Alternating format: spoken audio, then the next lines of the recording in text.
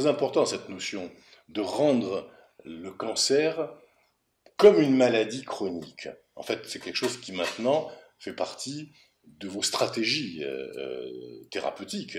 Euh, comment arrivez-vous, en fait, à faire passer et à arriver à cette notion de maladie chronique du cancer?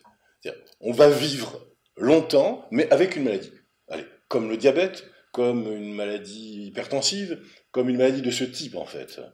Alors aujourd'hui, dans les pays occidentaux développés, on arrive à plus de 70% des cancers qui sont diagnostiqués à un stade précoce. C'est pas suffisant, on voudrait que ce soit 100%. Mais on sait bien que plus un cancer est diagnostiqué précocement, plus on a de chances de le guérir. Par exemple, aujourd'hui en France, 95% des patientes chez qui on a diagnostiqué un cancer du sein à un stade précoce vont être guéries à 5 ans, ce qui est remarquable. Mais c'est pas suffisant, il faudrait qu'on ait 100%.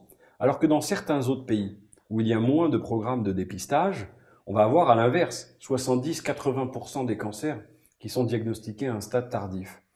Et on raisonne encore comme nous raisonnions dans les pays occidentaux à l'époque, en disant ben, le cancer, c'est une fatalité, c'est un arrêt de mort. Finalement, comment on va faire pour survivre? Aujourd'hui, quand on a un cancer, non seulement on est en train de se dire comment on va survivre, mais comment on va guérir, comment on va vivre avec, comment on va vivre mieux avec.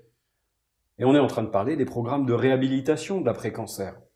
Le sport, les programmes métaboliques, comment mieux manger, comment arriver à avoir un esprit positif, une meilleure capacité à réagir, une résilience.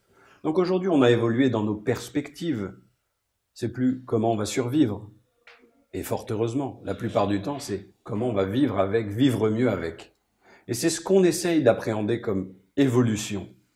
Et puis, si malheureusement on l'a diagnostiqué à un stade un peu plus avancé, ou si la maladie est un peu plus agressive, soit qu'on essaye de stabiliser cette maladie, d'arriver en sorte d'avoir une bonne qualité de vie avec des traitements adaptés qui nous permettent de vivre avec cette maladie. On aura dédramatisé.